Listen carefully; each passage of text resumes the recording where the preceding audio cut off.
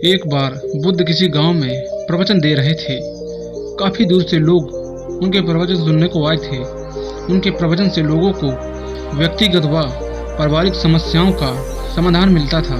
इसी गांव के गली में एक गरीब व्यक्ति अपनी छोटी सी कुटिया में रहता था।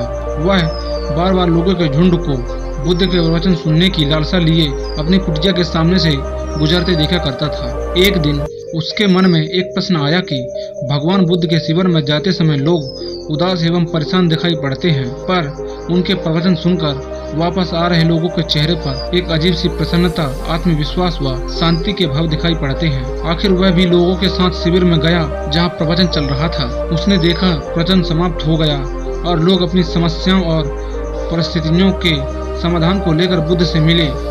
भगवान बुद्ध बड़े ही शांत मन से उन सबकी बातें सुनकर उन्हें समाधान बता रहे थे। अंततः उस गरीब व्यक्ति का भी नंबर आया। वह तथागत उनके सम्मुख खड़ा था। वह बोला, महात्मन, ईश्वर ने सबको इतनी खुशियां दी हैं, धन दान दिया है, पर ईश्वर ने मुझे इतना गरीब और दुख क्यों दिया है?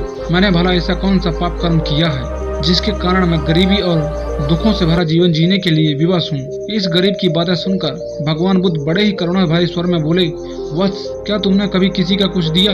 वह बोला, प्रभु, भला मैं किसी को क्या दे सकता हूँ? मेरे पास किसी को देने लायक कुछ है नहीं। मैं तो स्वयं बड़ी मुश्किल से अपना परिवार का भरण पोषण करता हूँ। कई बार तो हमारे पूरे परिवार को भूखे पेट सोना पड़ता है। यह सुनकर तथागत बोले, भगवान ने तुम्हें सुंदर चेहरा दिया है जिससे तुम लोगों को मुस्कुराहट दे सकते हो। तुम्हें सुंदर मुख दिया है जिससे तुम लोगों की प्रशंसा कर सकते हो।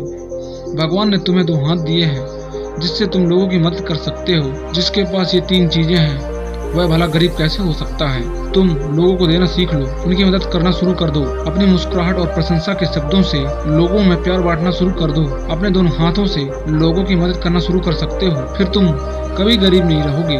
उस व्यक्ति को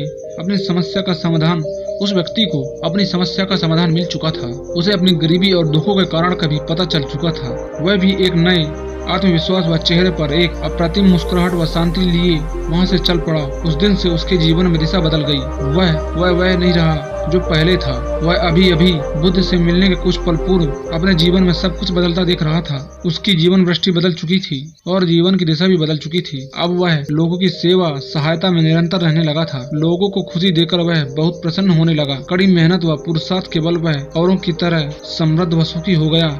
निश्चित ही हम में कोई इसे अपने जीवन में अपनाकर आनंद गुनी खुशियाँ पा सकता है। स्वयं के लिए पशु पक्षी व अन्य प्राणी भी जी लेते हैं, पर मनुष्य विधाता की सर्वोत्कृष्ट कृति है और हमें इस जगत में रहते हुए अपनी सर्वोत्कृष्टता का परिचय देकर अपना आचरण देना चाहिए।